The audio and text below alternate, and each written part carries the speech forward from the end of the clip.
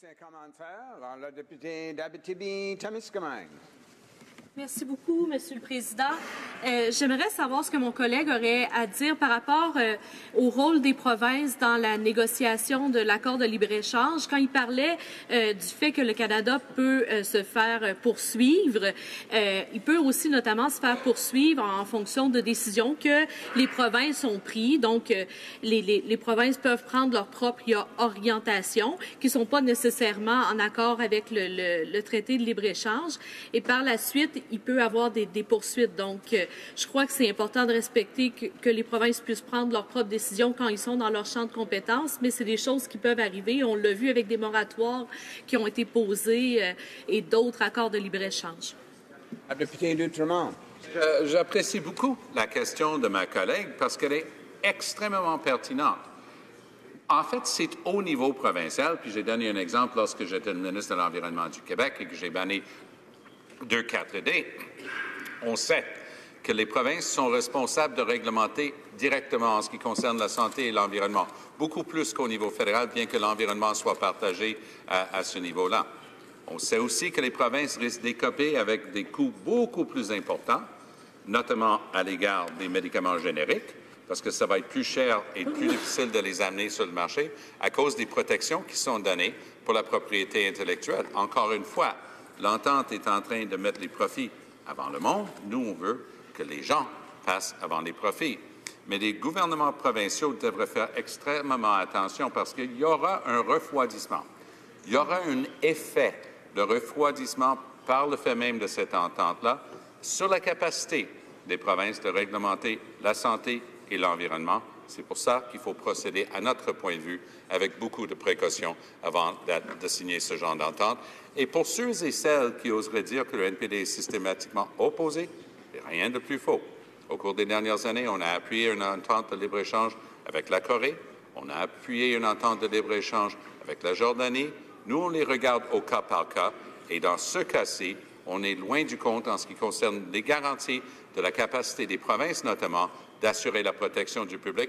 Et qu'est-ce qu'il y a de plus important dans les mandats d'un gouvernement que la protection du public, Monsieur le Président?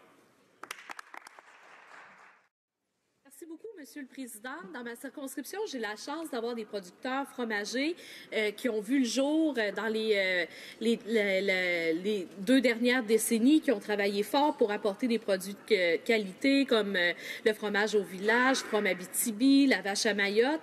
Et ils se voient menacés. Il y a aussi, bien sûr, les producteurs laitiers qui vont subir des pertes financières importantes et ils se voient menacés en vertu de cet accord de libre-échange-là. Et pourtant, on est dans une logique où est-ce qu'on parle beaucoup de changement climatique, de faire plus pour l'environnement. Donc, est-ce qu'ils trouvent qu'il y a un certain manque de logique d'un côté environnemental, la logique veut qu'on consomme des produits qui sont produits le plus localement possible et maintenant qu'on importe une plus grande quantité de produits qui ont traversé un océan pour se rendre et des produits qui sont périssables et une fois qu'ils sont consommés n'existent plus. Donc, j'aimerais avoir son commentaire sur la question. Alors, la députée de Beloeil-Chambly. Merci, Monsieur le Président. Je remercie ma collègue pour sa question. Effectivement, on me corrigera si j'ai tort, mais à ce que je sache, les fromages français, par exemple, sont dans les plus subventionnés du monde. Alors, on crée une situation où nos produits québécois, nos fromages québécois et canadiens auront un désavantage face à cette compétition. Et oui, comme ma collègue a si bien dit, d'une part, on veut encourager la consommation des produits locaux, on veut réduire les gaz à effet de serre, donc évidemment le transport des aliments est un élément très important de ça. On parle même par exemple de souveraineté alimentaire et de gaspillage alimentaire. Toutes ces choses-là sont liées.